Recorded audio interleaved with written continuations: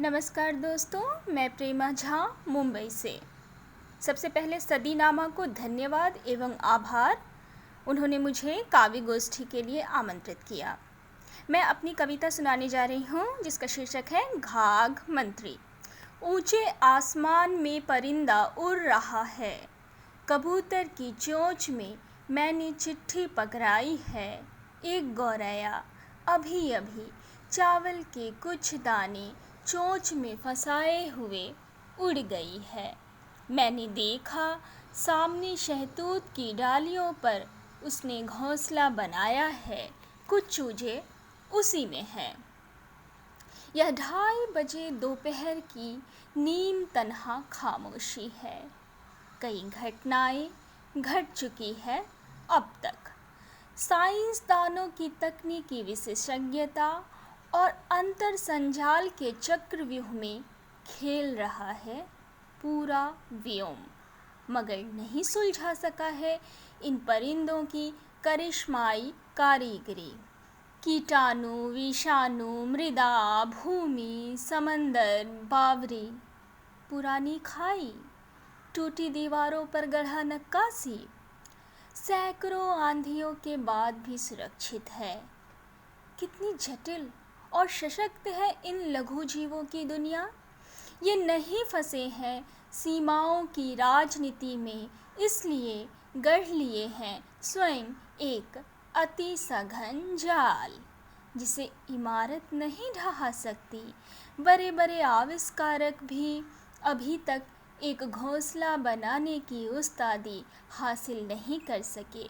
इधर झिंगुर, मधुमक्खी और टिड्डे की दुनिया का सच जानने की उत्सुकता में मैं उनके क्रियाकलापों को ध्यान से देखने लगती हूँ, मगर बहुत मशक्क़त बाद भी उनके कच्चे माल का कोई पुख्ता स्रोत मुझे हाथ नहीं लग पाता है।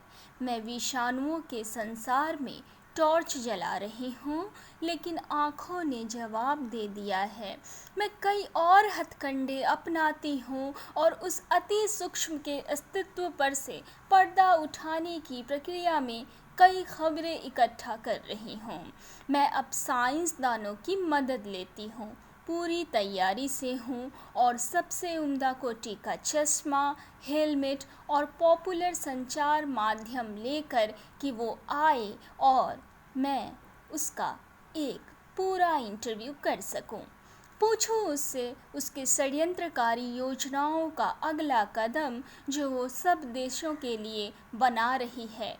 मैं पूछना चाहती हूँ उससे कि कैसे मुट्ठी में करते हैं दुनिया, कि कैसे एक शहर की यात्रा भर से घूमा जाता है पूरा विश्व। मैं पूछना चाहती हूँ कि कैसे बिना किसी पार्टी और वोट के बन जाता है विश्व का शासक, और कैसे अधीन कर लिया जाता है पूरा का पूरा तंत्र, पूरी व्यवस्थाएं और तकनीक तक। मुझे उम्मीद है उसके पास मेरे सब सवालों का जवाब होगा, क्योंकि वो मुफ्त में बना है महासंग्रामक, महासंक्रामक, महाविनाशक। वो परजीवी एक घाघ मंत्री है। अब मेरी अगली कविता का शीर्षक है एक यात्रा बगैर मंजिल। जिंदगी एक सुखद यात्रा में आपका स्वागत है। गाड़ी संख्या 607075 जो चैनपुर से चलकर वाया सुल्तानपुर मायापुरी तक पहुंचेगी, प्लेटफॉर्म संख्या 4 पर खड़ी है। यात्रियों से निवेदन है कि अपने अपने स्थान ग्रहण कर लें। अनाउंसमेंट बंद होते ही लगा जैसे फाटक तोड़ कर तुम मेरे डिब्बे तक भागते पहुंचोगे। खिड़की से उचक कर देखा तो बाहर कोई नहीं था, सिवाय झाड़ियों में छिपते स्टेशन का नाम। मुझे कहाँ बड़ी शिद्दत से पहुँचना है, एक नामालूम जवाब है।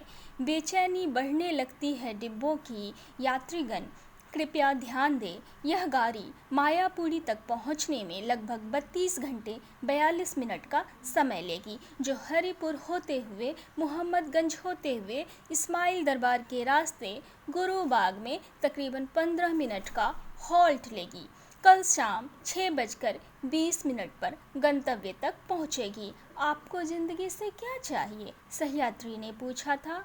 मुझे ज़िंदगी से कहीं अधिक मोहब्बत चाहिए, मैंने बेतकल्लुफ़ी से जवाब दिया।